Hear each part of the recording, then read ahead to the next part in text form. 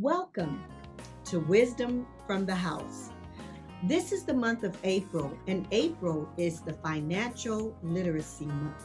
And so, this whole month, we're going to deal with finances.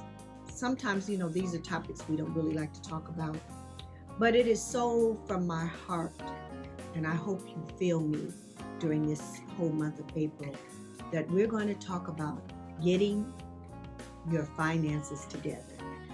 Tips, and I'll give you some tips and give you some websites to go on and things you can do, because April is also, as you know, it's tax season. April 15th, taxes are due. I hope nobody has to owe this year, but if you start now, you'll be able to do some things that you won't have to worry about next year this time. So we're going to do short-term sacrifices for a lifetime of rewards when it comes to your finances. I was told once that you are the sum total of the 5 people that you hang around. Now, that's a thought. Think about the 5 people in your inner circle who you hang out with. Without even asking them, or maybe you do need to have a conversation with them, what's your net worth? And if their net worth ain't amounting to anything, you might need to insert you like a millionaire somewhere in there to balance it out, because you are the net sum of everybody, not everybody, but the top 5 people that you kind of surround yourself with. So make sure you surround yourself with the right people. Now, make a commitment to your financial future, and today is the first day you're going to take your first steps. We're going to do a 30-day step path for financial wellness. You can go to www.financialliteracymonth.com, and we'll put the link below so you can click on there. Another thing is, do you have some life insurance? Or what kind of life insurance do you have? Does it have a life benefit? Does it have a cash benefit? Do you have a 401k and you're losing money and you need to figure out what product, or can I roll this thing into something that will at least keep the money that I put in it? Well, I'll have a link below that you can connect to, and you can contact me on that. That's something I'm doing so that I can help people with their 401ks, because I had one, got rid of it. I ain't gonna say got rid of it, I rolled it into another product. I'm not gonna get into all of that on this video, but I do want you to know there's something out there. Just contact me at the link below, and I'll call you personally, because I realize that this is the internet, and I'm not gonna give all that information out. Now let's talk about priorities. Establish personal priorities. Are you recovering from a personal setback? You're likely to find yourself having to establish financial priorities so that you'll know how to focus your effort and your resources. Not all of your household debt will equally impact your family. So first of all, you need to talk to your family. Unless you're single, you need to talk to your family about what's the financial priorities in this house. Even if you have kids, teach your kids about finances. Your first priority would be debts. Likely include your rent or your mortgage, tax liabilities, insurance premium, and loans and utilities.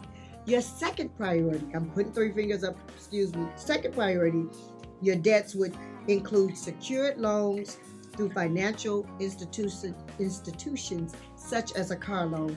And your third priority are lenders, which will include retailers, hospital doctors, credit card issuers, and other secured debtors. And so setting your priorities is an essential step toward gaining control of your financial life, because you don't identify your own priorities. You want to make sure that you know what they are. And if you don't write them down, you won't know them. You also have to set goals that make you feel more important. So what are your goals? What are your financial goals? To control your time, to own your own home possibly, to get debt free. Oh, don't all of us want to be 100% debt free, retire comfortably, see the world, or contribute to a cause that you believe in. If you're a Christian, you should believe in tithes and offerings. And I know everyone understands that when you give 10% to God and you keep 90, He takes care of that 90 like nobody else can. But He gives you wisdom on how to use your finances. Let me talk about 30 steps. And I'm not going to talk about each 30 today. We're going to do 10 a week on creating financial wellness in your home. Number one, commit to change. You've got to change some habits. Number two, assess your financial situation. You've got to write everything down. Look at what you're bringing in versus what you're spending. You've got to clear out financial clutter. So that means you got to start organizing your bills so that you know that what you have to pay first, what you do have to pay second, et cetera, et cetera. And once you pay off one bill, then you can take that money and put it towards the other bill so that you can start chopping at that debt. Set up for your financial success. Again, it goes to writing down and prioritizing your finances. Get copies of your credit report. And again, if you go to the website that we'll put below, financialliteracymonth.com, they have steps and tools on there to help you get your credit reports free. Clean up that report once you get it. Look at what's on there and start chopping at the tree. I have a saying that I've heard that you can eat, and I have this 5-pound Hershey bar. You can eat that Hershey bar one bite at a time, but you can get it done. Make your money count.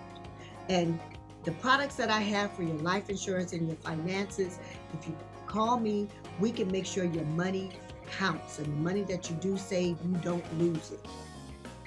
Identify your starting point. So when you start prioritizing things, you can identify your starting points. Do you pass the debt test? And so again, on financialliteracymonth.com, they have a debt test, and you want to pass that. And if you don't, you want to make sure you keep it and take it again 3 months from now to see where you're at. And then set your priorities. Make sure that your priorities are in order on what your needs are. As we talk about finances, I want to leave a story with you. I have an aunt who is deceased now. And when I was 14, she came into my life when I relocated to Los Angeles. And I came from Detroit. And Detroit, by living in the ghetto, we didn't see what I call imported luxury cars. We saw Cadillacs. And if you had a Cadillac, you was rich. My dad drove a Deuce and a Quarter. For those from Detroit, you know what that was, an electric 225.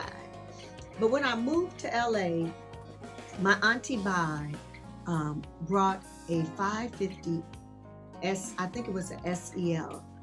It was 4 doors. It was black on black. And she came by our house, my Aunt Clara's house, who I lived with, and she took me for a ride. She said, she was from the South. She said, girl, baby, you want to go for a ride? And I said, yes. I had never seen a car like that before. And so I sat in the back of that car. And I want you to go on this journey with me.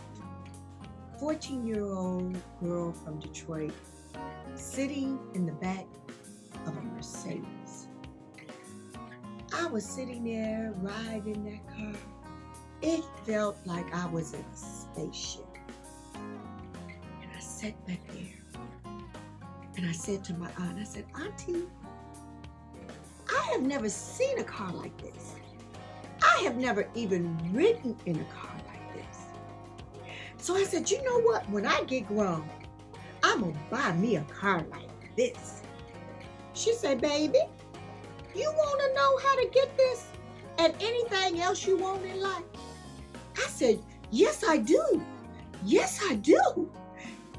She said, let me tell you the secrets to success.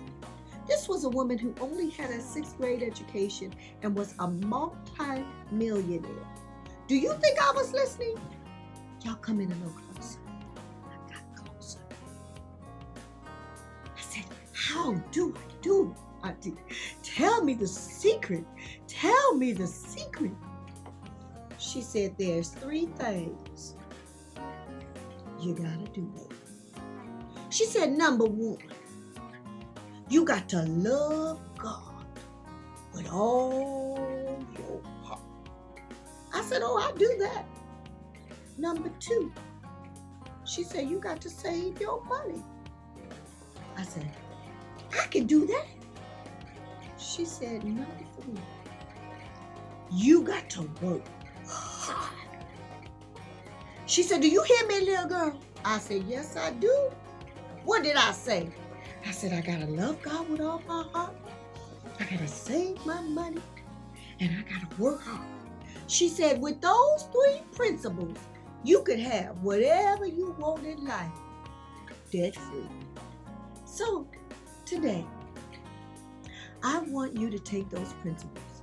And as we go through the month of April, Financial Literacy Month, I want you to start the road to being debt-free and financially secure. I hope to see you next week. I want you to know also that I have a website, Mary House Ministries. We do have a website. And if you feel led that you want to donate and contribute to Mary House Ministries, you can go on my website and donate. But I also want you to share this. April is going to be a fresh wind of financial release. God bless you, and I'll see you next week.